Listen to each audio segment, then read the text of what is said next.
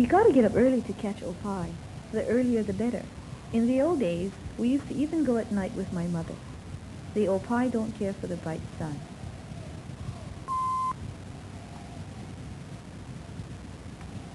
Here in Lapahoehoe, we usually go to Charlie Gulch. Manovai Opae is the old name.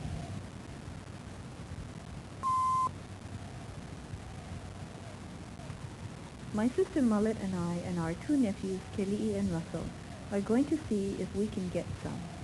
We catch Opae for us to eat, for parties, and for church ho'ike.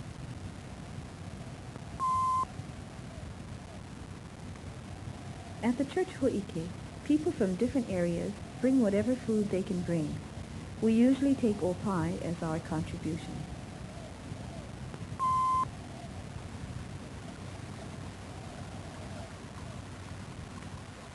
It's not good to go catching Opae when it's raining, because you can never tell about flash floods.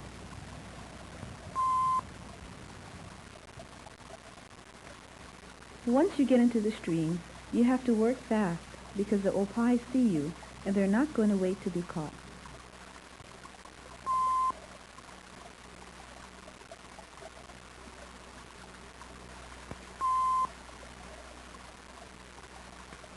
You can find Opae in quiet pools,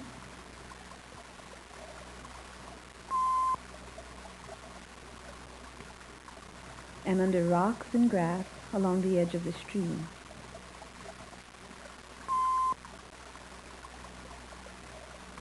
Some are found in running water, and they can even crawl up the rocks alongside waterfalls.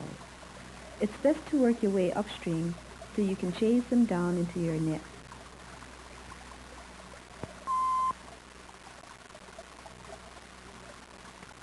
When you catch them in your net, take out any leaves, branches, or small rocks.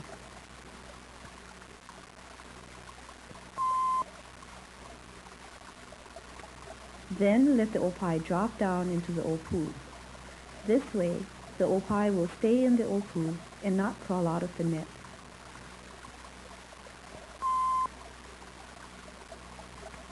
The opu is a bag attached to the bottom of the net. The mouth of this opu is held open by a wire ring. We usually use a stocking for our opu. My parents used to sew their opu from the cloth-like material of the coconut tree. The old people used to use things of the land because they knew how to use them. Today, we don't have time to do those things, and we can get them faster at the store. The netting, too, we buy, but of course, in the old days, they made their own. The wood my parents used for their net was neneleao. Today, we use the oleander. The main thing is that you can bend the wood. We usually make a handle at the base of the net for better grip.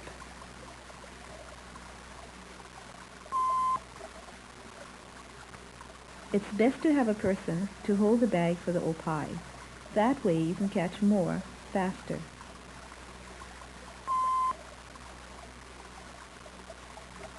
When the opu is full, untie the string at the bottom of the opu and let the Opae fall into the bag.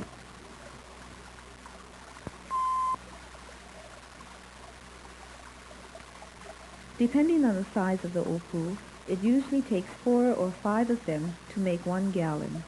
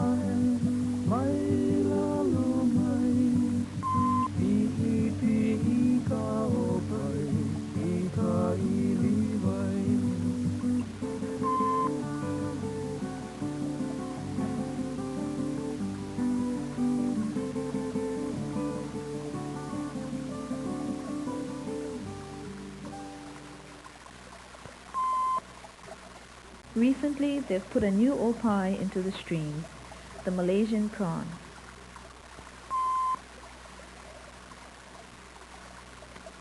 It's much bigger than our regular opae, and it has two long pinchers.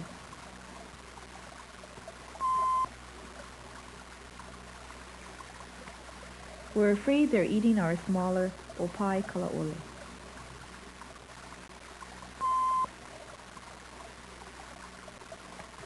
Looks like we have enough in Kili'i's bag.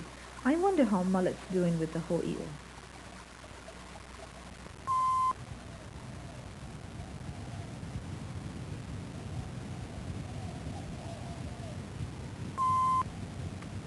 Ho'i'o is a kind of fern that grows in damp places. We like to eat the young shoots. It's especially good with raw opae.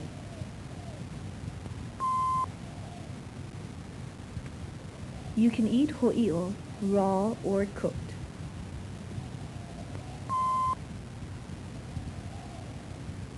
It's slimy, but it tastes good. Something like asparagus.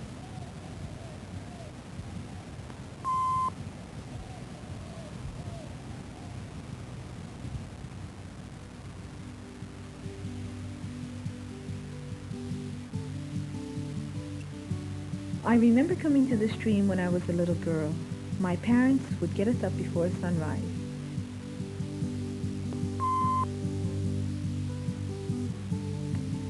And would ride up here on horseback, and sometimes we'd even walk.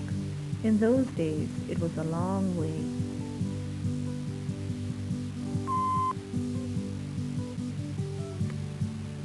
We used to play in the water while they were catching the opae, but they never let us go ahead of them, or we'd scare the opae away.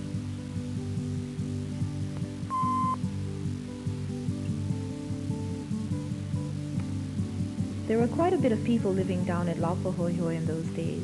There were a couple of stores, an English school, and a Japanese school, and even a hotel.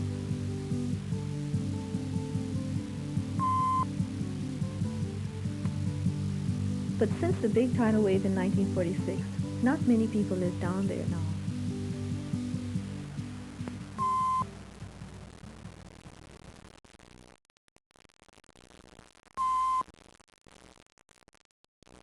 We usually prepare our opae as soon as we get home, while it's still alive and fresh.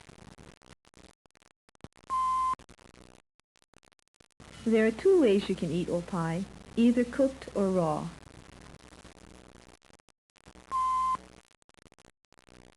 Look how fat and sweet these opae look.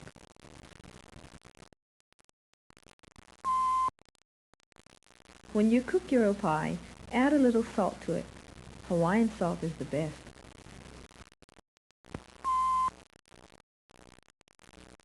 We just use salt, no oil or water. That way, when you cook the opae, you keep its flavor.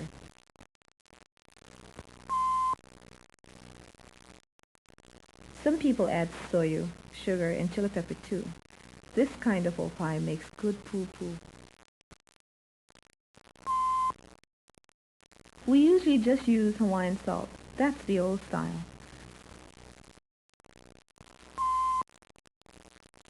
When the opae all turn red, then it's cooked. Dry them out on a piece of wax paper. We take the little leaves and sticks out after the opae is cooked, because the raw opae is black and the rubbish is hard to find.